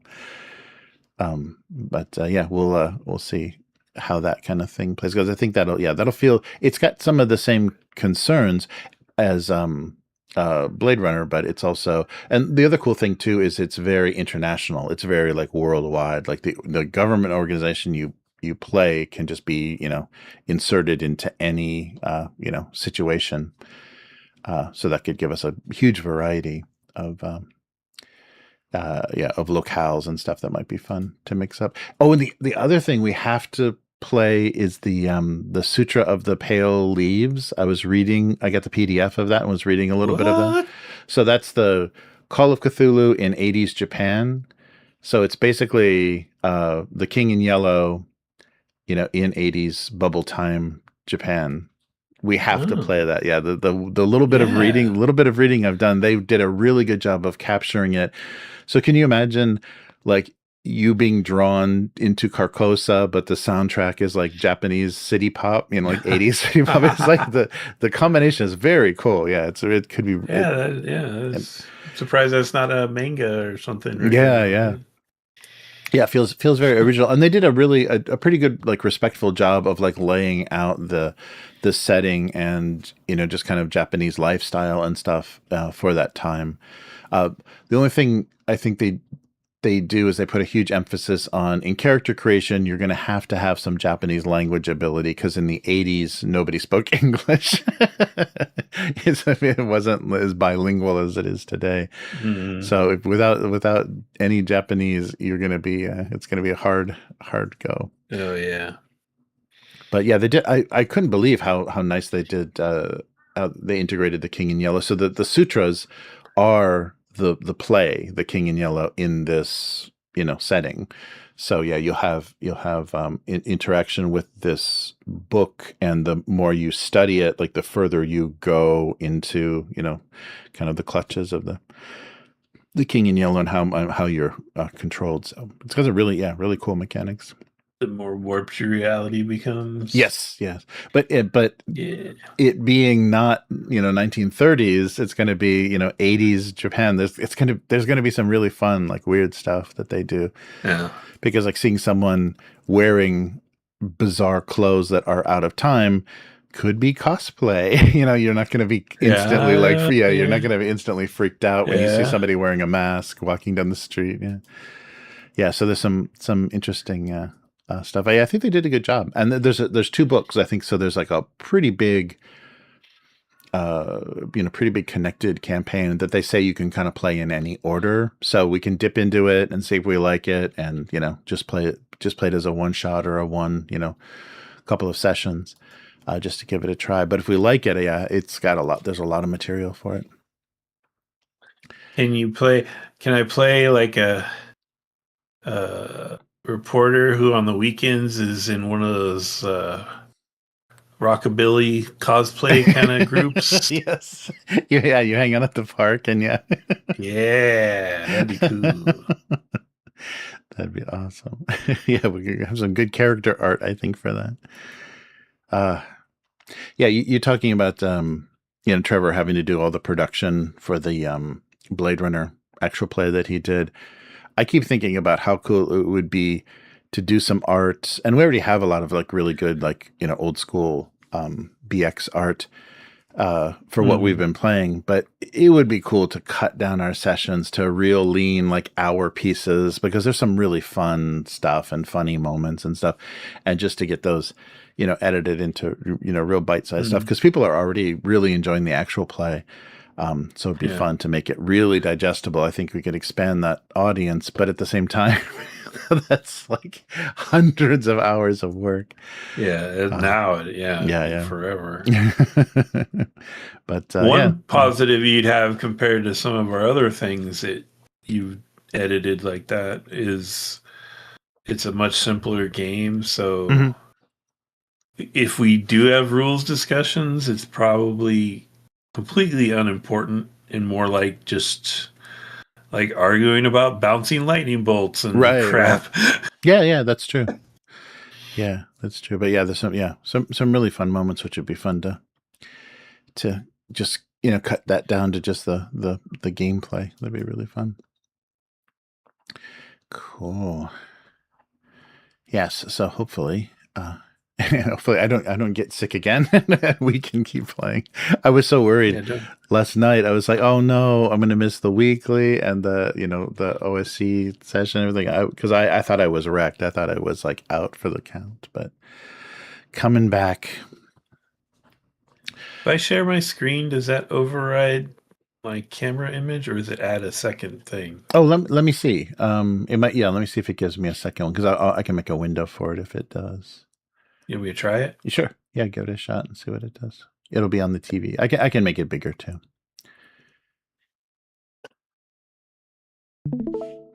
Oh, it did make a second window. Okay. Oh, okay. Cool. Nice. Where is it? I think I have to choose to view it, I think. Yeah. You're live. Matt is live. Oh, wait. Oh, open. There it is. Oh, no. Oh, yeah. But my setup, it does replace you. Sorry. No, that's fine. Okay. I can. Don't need to see my ugly mug because I just want to show cool art. Sure. Yeah. Let me turn off the TV and make the window bigger. There we go.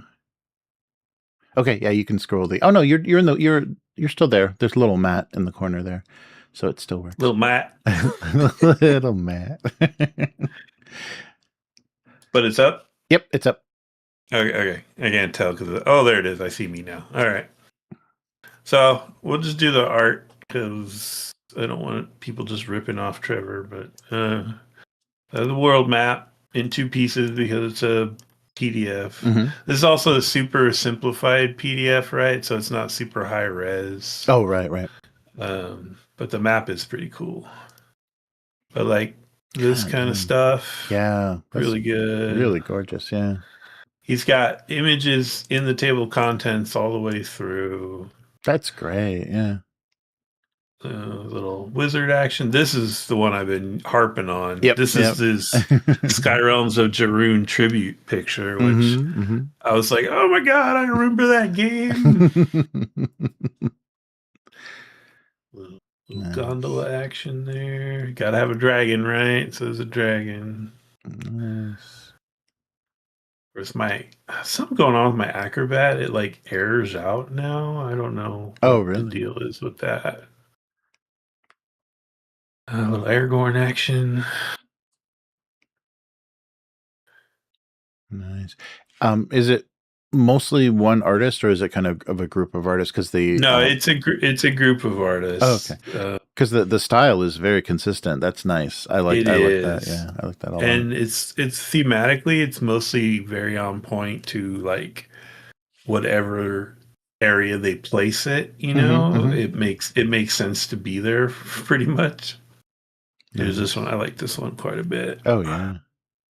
Pretty cool. Yeah, that's great. Even though Trevor, he's like, that's the perfect use of like a mask with a blur, so yeah, but it's still cool. These are the ones I posted on the Discord. This is like this section is just the different playable races, Oh, okay. So these are your humans. These are your badass dwarves. One of these artists in particular almost has a Paul Bonner feel, which I kind of like. This one's really cool. Yeah. the half orcs, which are actually whole orcs, but they've grown a conscience. Mm-hmm, mm-hmm. And the ogres, you can play ogres. Nice. Ogres are hilarious because they have this thing called the breaking, Mm-hmm. where if they're humiliated, sometimes they'll snap and they'll revert to like their old instincts, and they'll just start eating anyone they can grab. Oh, jeez. Yeah. And Oh, these wow. are the what do they call the fear bold? There's no elves Mm-hmm. in the Broken Empires. Elves did a Tolkien and picked up and left. Nice, nice. But they had a cousin race, these people who are like half elf, half giant. Mm-hmm. So, and they treated them like crap. And when they left, they didn't take them with them. Mm-hmm. So you basically have these like 7 foot tall, pissed off half elf things, which is kind of funny. Nice.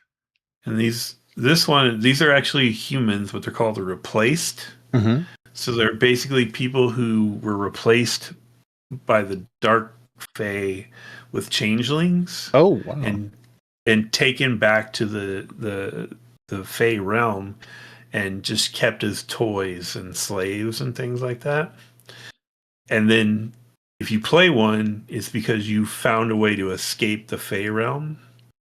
Nice. And you don't have all your memories when you come back. Mm-hmm. And you are constantly being hunted. Like it even warns you in the rule book, like everyone at the table should be okay with you playing this Yeah. because you're going to be hounded by the Fae Right, right. forever. Right.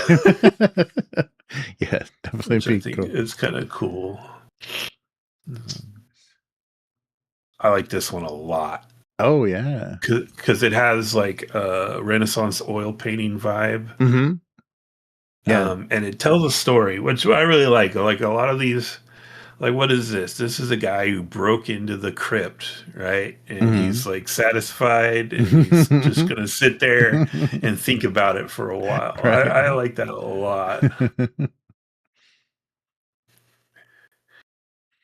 Character creation. Yeah, it's really, really beautiful. And I like they didn't Yeah, do yeah. they Oh, go ahead. went with like nice readable fonts and everything, and they didn't do like an over the top like parchment Yeah. texture that's like I can't even read this. Yeah, it's Yeah. yeah, It really doesn't nice. get in the way. Mm-hmm, mm-hmm. Clean layout, smart layout, lots of examples. Oh, And nice. they're like useful examples, which I Mm-hmm, mm-hmm. really like. Um, there's a couple pieces that I would say are more like that softer modern fantasy stuff. Mm-hmm. Like maybe this one, but it still looks pretty good. Oh, yeah, yeah. There's no baking, right? There's no dwarves baking bread. No. Did I tell you about the dwarves? The dwarves are awesome. Oh, no, no. Yeah, what's the... So the dwarves had a giant mountain range spanning kingdom in ancient times, and there was this terrible climactic event, and they fled on these floating stone ships, right? Mm-hmm. But this was millennia and millennia ago. So now they live on these floating stone ships and have priests who keep the ships floating. Oh, uh-huh. But it's an Adeptus Mechanicus situation where nobody knows how any of this works. They just know that they say the sacred words and they put in the sacred ointments, and and somehow it keeps flying. Nice. And so it's kind of cool. Very cool. Wow, nice. So the magic, it's all split. Sorry, but magic's really cool. It's a free form kind of Ars Magica style magic system, which is going to drive Terry up a freaking wall. Right, right. See, look at this one. Like, that's just cool. Oh, Like, yeah. Yeah. Yeah, very evocative of the setting. That's very cool. yeah. That one there, end of a battle. He has like mass combat rules. He's got naval combat rules, solo rules, and see, like this looks like what are those Italian guys that did the outgun stuff? Oh yeah, what's their fairy game? Yeah, Household. Yeah. Household. It kind of reminds me of the Household vibe. Yeah. So he does definitely have different artists going working. Oh, here's one for us old people. I love this. Okay, here's our weapon table. Other side of the weapons table, pictures of all the weapons. That's great. Buddy. You know what? My 13-year-old heart would have been so thrilled to see that. Oh yeah. Yeah, that's great. Because Palladium did that, and D&D didn't. Right, and I remember when I got my hands on Palladium, and I was like, "Oh my god, they have pictures of all the weapons! That's so cool!" Yeah, that's very cool. Got your shields. It's piece armor too. This is so cool. Oh wow! So this is an example of a guy. He's wearing a plate helm, plate vambrace, but on the other arm, he's got reinforced leather greaves. He's got a scale halberd and quilt leggings. Nice. So you can piece every piece. So like both arms can be different, and like it's kind of cool.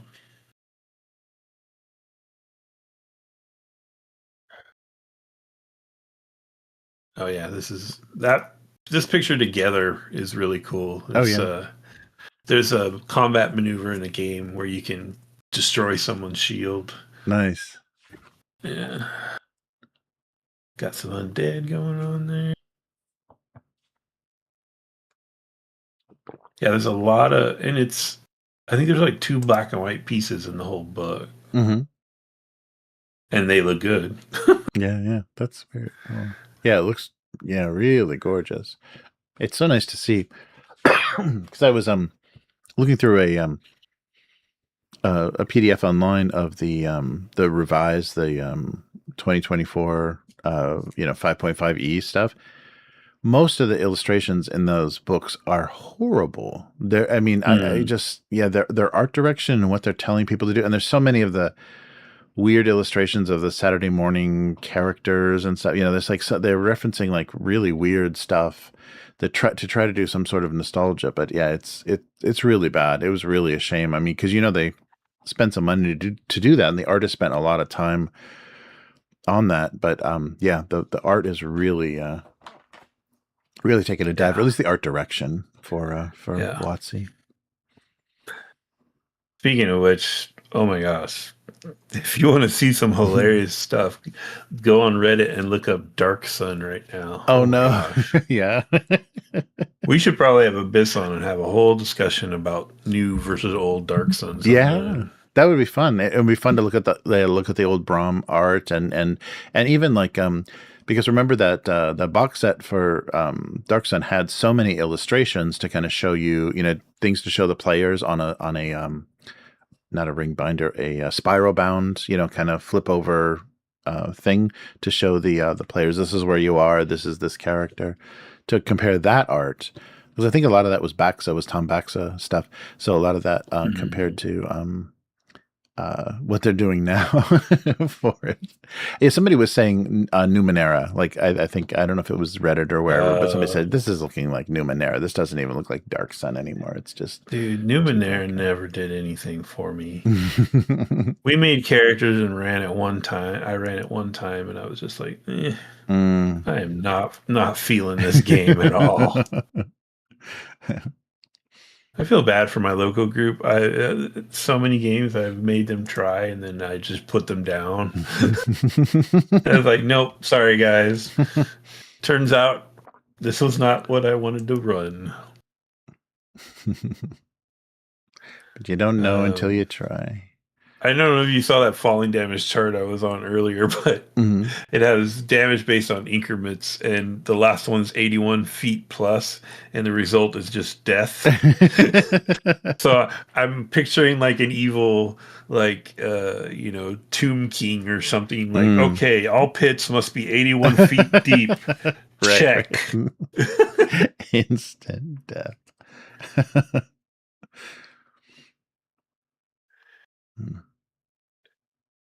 That's pretty cool. Yeah. Travel's a huge thing. There's actually two ways to travel. There's like a journey system that covers large chunks of travel. Mm-hmm. But if you need to do anything like heal or gather materials or anything like that, you have to leave the journey system and enter the regular daily hex crawl system. Oh, wow. So it actually has like two kind of travel systems at once. That's cool. It's kind of neat. Ton of tables. None of it is like you need to roll on a table. Thankfully, that's good. Like the core resolution system is very, very straightforward. The tables are really just because he's a solo player, so he wants you to have lots of ideas, right? A lot of optional rules too. I'm thinking I'd probably just, until I've run it for a while, I'd probably just not use any of the optional rules. Right. Yeah, it looks really good. Yeah, the magic system's going to be really interesting.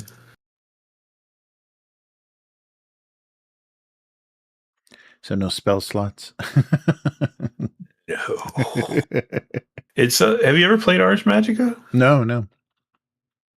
So it's kind of like Ars Magica. The idea is you have like a skill in a way to bind magic. So they have the different binds, right? Change, conjure, control, destroy, witness. And then you can draw on different threads of magic that you bind.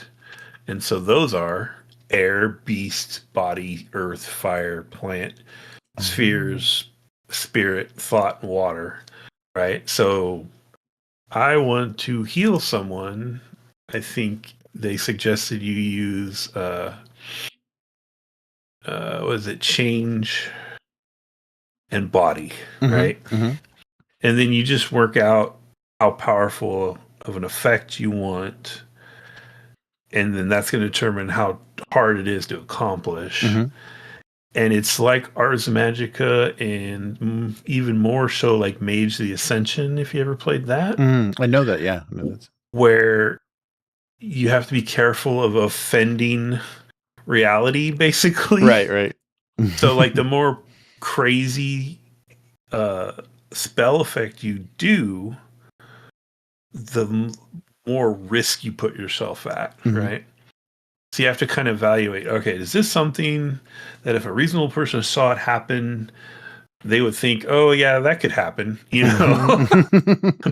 Or is it more like a something's wrong there? Or is it more like a holy shit, what was that? Kind of thing. Pretty cool. Nice. Oh wow.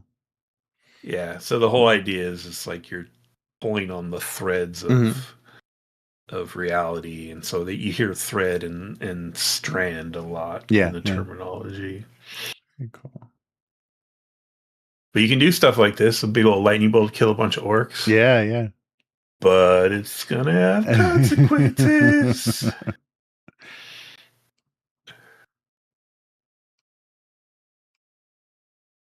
And then the priests are neat. I think I mentioned them before because they have a piety score, and they don't have spells. It's not like D&D. There's no cleric spells. It's literally asking your god to perform a miracle for you. Nice. And you roll against your piety score. However, after you create your character, you as a player never see your piety score again. The game master records it. And based on how you role play and how you conduct yourself as a representative of your god, your piety score might be going up, it might be going down.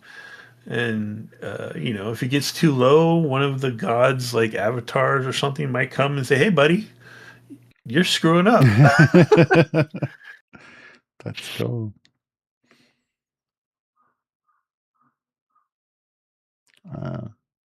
Look at that Elder Brain action. Yeah. Nice.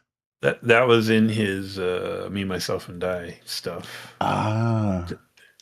So cool. He took a lot of inspiration from his Me, Myself, and Die stuff. Yeah. For the art. and the characters. That's great. Little summoning going on there.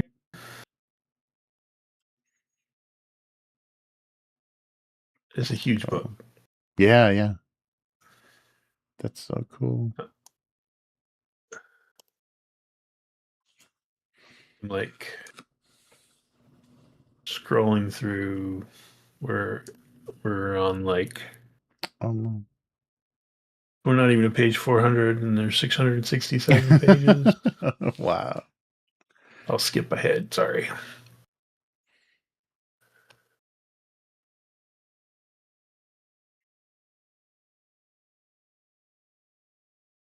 And he's a big Warhammer player. He loved old Warhammer Fantasy roleplay. So you can see, like, I was reading through the gods section. I was like, oh, that reminds me of this god from Warhammer. This reminds me of that god from Warhammer. Very cool. You can kind of you get the vibes, like.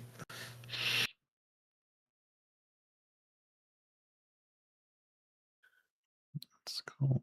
The character sheet reminds me of like an old. Here, let me just skip down to it. An old AD&D character sheet, kind of. Oh yeah. Like there's a lot of columns and rows going on. Yeah, definitely. But it's not as bad as it looks. Like this top kind of busy chart looking section is just your skills, right? That's just where your skill percentages will go. And then you've got your talents and combat stuff. I think I mentioned this before too, but like when you attack someone, they get a defense roll if they're aware you're there. And from those 2 rolls, you get everything you need to know to resolve that round of combat. So who won the exchange, where, if the attacker won, where they hit, how hard they hit, and if they did well enough to be able to use any maneuvers. It's all literally just from 2 percentile dice rolls. That's cool. Run one from the attacker and one for the defender. Yeah, it has a pretty cool encumbrance system. You have like 3 places where you have stuff. You have weapons on hand, which are weapons you can pull and attack with in the same round. You still get like a little penalty if you do it all in one round, but you can do it easily. And then you have like everything else you're carrying, which takes like 2 actions to get to. And like it has the supply dice because he liked those from, Forbidden Lands and whatnot. Yeah. So you have one for gear, one for ammo, one for rations, and one for medical supplies. Which is cool because there's no hit points in this game. So healing becomes really important because every time you get hit, it's some kind of wound. Oh, right? Wow. So you need someone treating the wounded on a regular basis, basically. And you need medical supplies for that. That's cool. Anyway. Nice. It looks great. I'll stop yammering on about that. Yeah, I can't wait. But you said so hopefully I want to run it for a little bit with my local group if they're up for it, and then try to think about translating to Alchemy, because I don't know when the Foundry module is going to be done. Right. How do I stop screen sharing? Stop streaming. There we go. Okay, done. There we go. There we go. Well, now all Matt. There we go. Poor you guys. That was very cool. Thanks for sharing that. Yeah, I was curious to see how the final book was looking. Nice. Oh, here's some TV. Oh, good. Very cool. Yeah. So we'll have some new games to try. Yeah, and I'll let you know. I can help you get set up with Foundry if they do a really nice job, because the character sheets can do so much heavy lifting for calculating stuff and everything. So if there's a lot of tracking, then that would be great to have that on sheets. Cool. Nice. Yeah, Quark. It is. He comes from a simulationist background. He loved playing super crunchy games like Hardmaster and Rune Quest and Mithras and was the what's the master Roll Master Rollmaster. Oh wow. Rules Master. Right. So he likes that simulationist stuff, but he Mhm. also recognizes that it's not for everyone and it takes a long time. Yeah, right. Like there's a lot of crunching stuff and looking stuff up and rolling on charts and so he wanted to try to capture some of that simulationist vibe without slowing everything to a grinding halt. Mm. And I think so far reading it, I've read the first 210 pages or something. Like, I think it'll work. I think Nice. once I can get people playing it, it won't. I don't think it'll take very long for people to get used to it because it's not a lot of fiddly bits. That's good. Yeah. It has rules and processes for stuff, but the resolution for them is more straightforward than like Hardmaster, where you're hitting people in their pinky finger. Right. Yeah, I like how much information goes into a single roll. In the interview we did with Trevor, yeah, he explained that a lot. Yeah, that sounds really good. Yeah, can't wait to try that. Well, cool. Well, thanks, Matt. Thanks for co-hosting, and hopefully we'll be getting together tomorrow about this time and doing some more old school essentials. And yeah, thanks to everybody on the stream. Sorry, I'm a little under the weather, a little recuperating this week, but should be back to normal soon, definitely by next week. And so yeah, thanks to all the members and patrons for supporting the channel and making all this work. Yeah, we'll be back tomorrow with our Old School Essentials actual play. And yeah, there'll be some other stuff. Oh yeah, and then next week, in the middle of the week, so what is that? Wednesday night.